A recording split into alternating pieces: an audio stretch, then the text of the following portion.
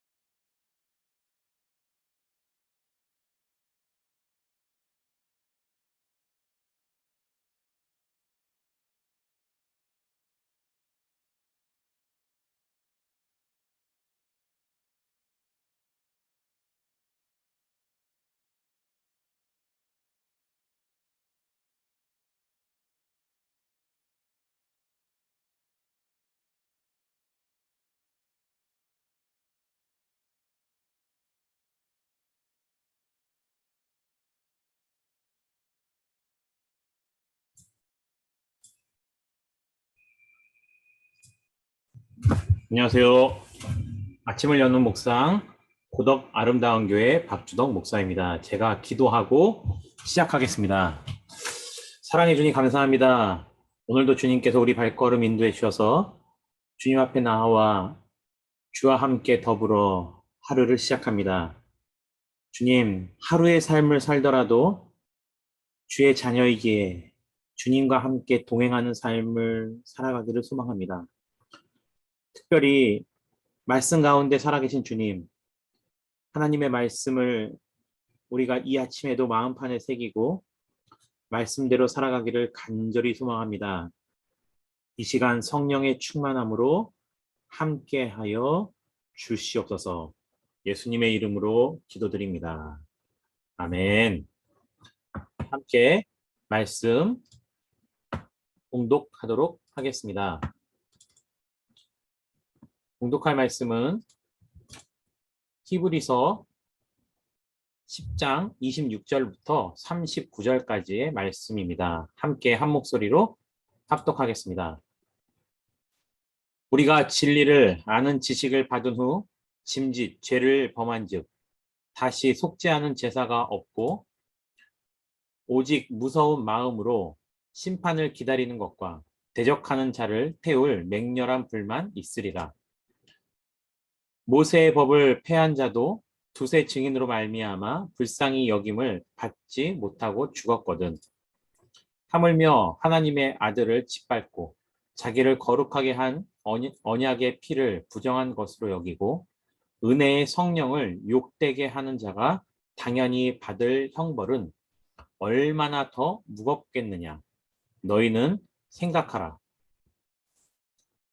원수 갚는 것이 내게 있으니 내가 갚으리라 하시고 또 다시 주께서 그 백성을 심판하리라 말씀하신 것을 우리가 아노니 살아계신 하나님의 손으로 빠져 들어가는 것이 무서울진저 전날에 너희가 빛을 받은 후에 고난의 큰 싸움을 견디어 낸 것을 생각하라.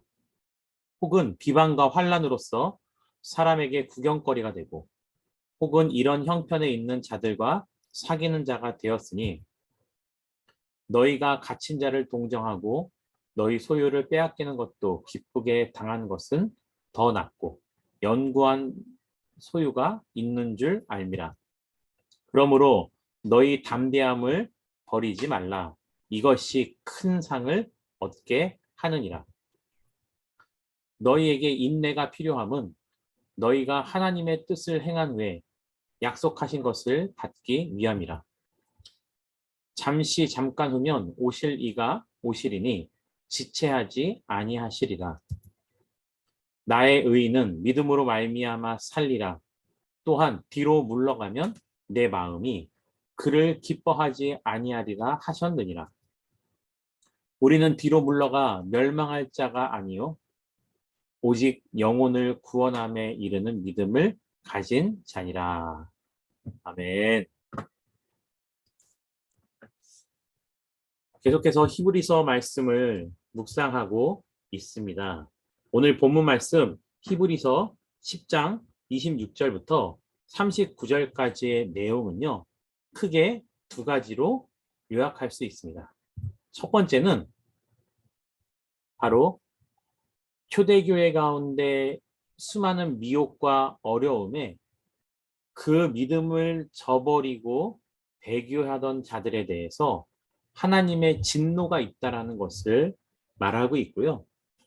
그래서 초대교인들에게 그러한 삶을 살아가는 것이 아니고 예수님께서 곧 다시 오실 거니까 그때까지 믿음으로 인내하고 기다리라는 겉면의 내용이 오늘 본문 말씀의 내용입니다. 처음부터 천천히 살펴보면 이렇습니다. 우리가 진리를 아는 지식을 받은 후 짐짓, 죄를 범한 즉 다시 속지 않은 제사가 없다라는 거죠. 무슨 뜻일까요? 이미 예수 그리스도를 주로 고백하였습니다. 그리고 그러한 믿음으로 살아가고 있는데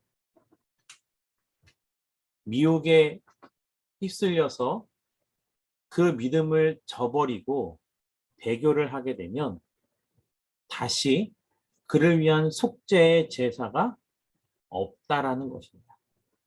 그리고 히브리서 기자는요, 이렇게 권면하죠. 오직 무서운 마음으로 심판을 기다리는 것과 대적하는 자를 태울 맹렬한 불만 있으리라.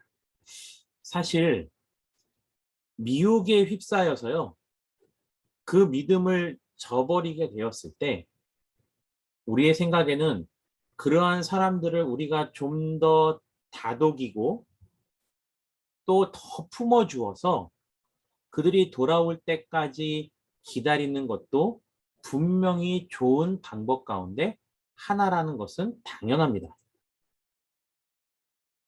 하지만요, 믿음에 대한 이 절박한 시대 가운데 때로는 미혹에 빠져서 교리적으로 또는 이단 교리에 빠져서 넘어진 사람들에 대해서는요, 사실 성경에서는 굉장히 강하게 저들을 마치 신발에 묻어있는 먼지를 털어내듯 단호하게 털어낼 것을 말씀하고 있습니다.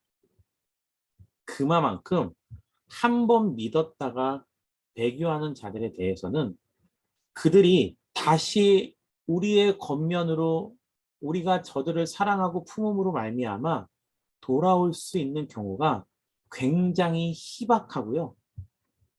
더 위험한 것은 그렇게 저들을 품고 가기 위해서 함께 가다가 오히려 그 미혹에 같이 빠지는 사람들도 굉장히 많이 있기 때문입니다.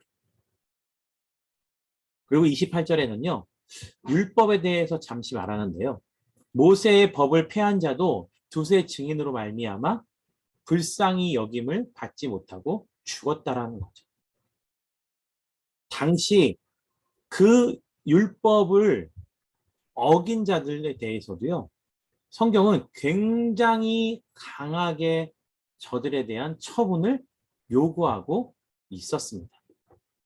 그런데 율법에 비해서 하물며 하나님의 아들을 짓밟는, 왜 여기서 예수 그리스도를 짓밟는 행위라고 했을까요?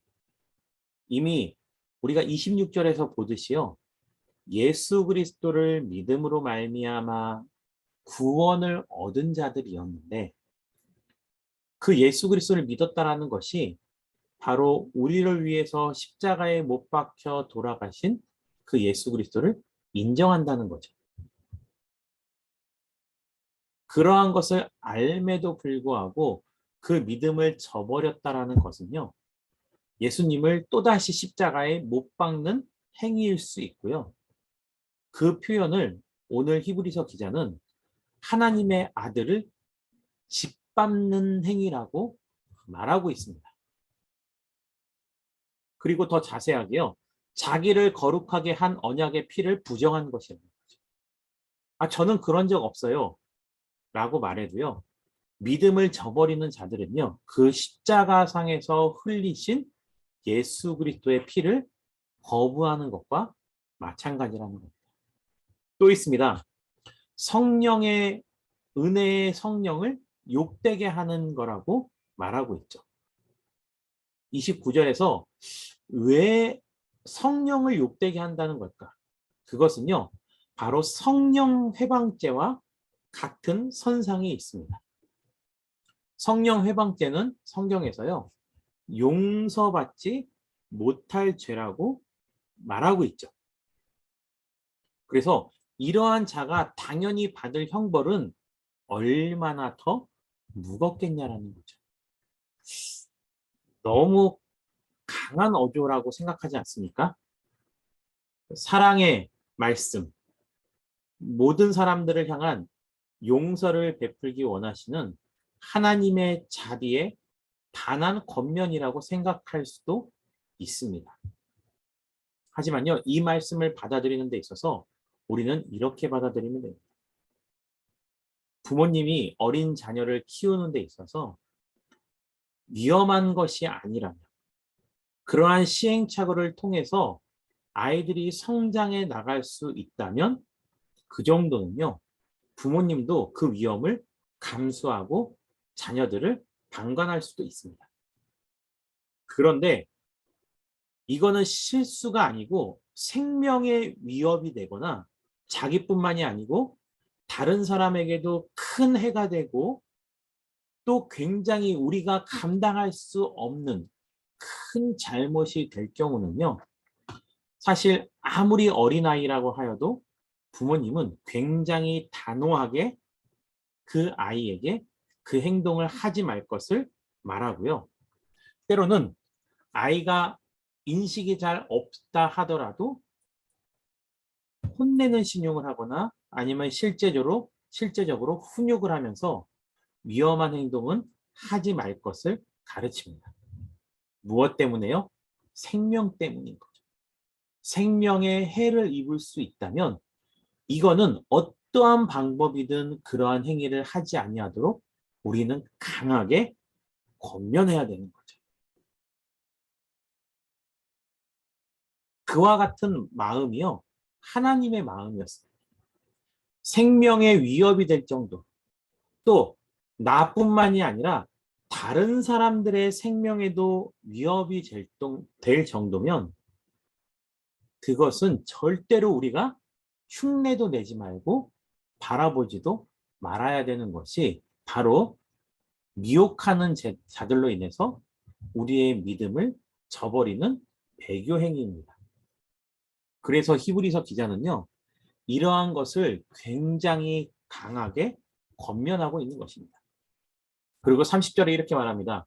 원수 갚는 것이 내게 있으니 내가 갚으리라 하시고 하나님이 말씀하셨죠. 또 다시 주께서 그 백성을 심판하리라 말씀하신 것을 우리가 안다라는 거죠. 그러한 것으로 인해서 성령을 회방했을 경우 하나님께서 저들에 대한 심판이 있을 거라고 말씀하셨습니다. 그리고 31절에 보면요. 살아계신 하나님의 손에 빠져 들어가는 것이 무서울지니죠. 부모에게 아무 잘못한 것이 없다면 부모를 만나는 것은요. 당연히 기대되고 사랑이 넘치겠죠. 하지만 큰 죄를 범해서 그것이 부모에게 굉장한 상처가 되고 나에게도 주변 사람들에게도 큰 아픔이 된다면 사실 만나는 것을 두려워하는 것도 있습니다. 그와 같이 배교한 사람들에 대해서는 저들이 하나님에게 나와오는 것을 두려워할 수밖에 없는 거죠. 무엇 때문일까요? 심판 때문입니다. 이렇게 강하게 권면하는 이유가요. 우리를 공포에 떨게 하거나 무서워하게 위한 목적이 아닙니다. 32절에 보니까요. 진짜 히브리서 기자가 우리에게 하고자 하는 말씀이 여기 있습니다. 32절에 보니까요. 전날에 너희가 빚을 받은 후에 고난의 큰 싸움을 견디어낸 것을 생각하라는 거죠. 지금 초대교인들이요. 그 시기까지 올 때도요. 예수님께서 돌아가신 후에도 그 이후에 어마어마한 핍박과 환난을 이미 건너온 자들입니다.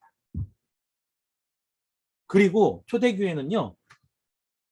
지금 어마어마한 디아스포라를 통한 하나님의 복음이 세상으로 급속도로 퍼지고 있는 놀라운 부흥의 시기입니다. 비록 환난과 핍박이 많았을지라도요. 그만큼 하나님의 놀라운 역사는 그 이상이었다라는 것입니다. 그러니까 그러한 시기를 이미 지나왔던 우리들에 대해서 그때를 기억하라는 거죠. 어떤 핍박과 환난이 있을까요? 33절에 보니까요. 혹은 비방과 환난으로서 사람들에게 무엇이 될 수 있냐면요. 구경거리가 되기도 한다는 겁니다. 오늘날 또는 코로나가 한창 극심할 때 수많은 매스컴에서 교회들을 비방거리로서 너도 나도 앞세우고 손가락질했던 것을 기억하실 겁니다. 또 그렇기 때문에 33절 후반부에 보면 혹은 이런 형편에 있는 자들과 사귀는 자가 되었죠.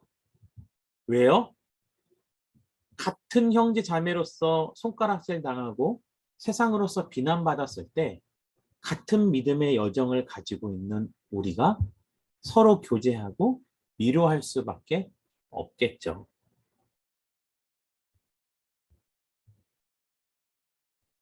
그리고 34절에는요. 너희가 갇힌 자를 동정하고 너희 소유를 빼앗기는 것도 기쁘게 당하는 것은 더 낫고 영구한 소유가 있는 줄 압니다. 그럼에도 불구하고 우리가 함께 기도하며 이 고난의 때를 지나는 이유는요. 우리가 기쁨을 빼앗긴 것 같지만 오히려 이 지금의 고난 후에는요. 그것에 비할 수 없는 더 월등한 영원히 어느 누구도 빼앗을 수 없는 천국의 유업이 우리를 기다리고 있기 때문입니다.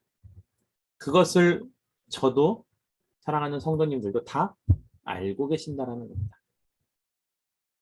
그래서 35절에요. 그러므로 너희는 담대함을 버리지 말라라는 겁니다.